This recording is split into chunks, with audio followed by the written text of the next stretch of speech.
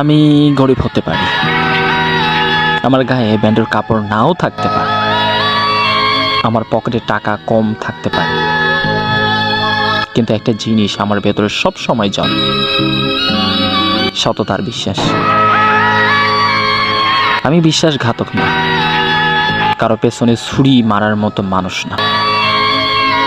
আমার দুঃখ হইতে পারে, কষ্ট থাকতে পারে, কিন্তু কারো বিশ্বাস ভাঙার মতো নিচু মন মানসিকতা আমার নাই।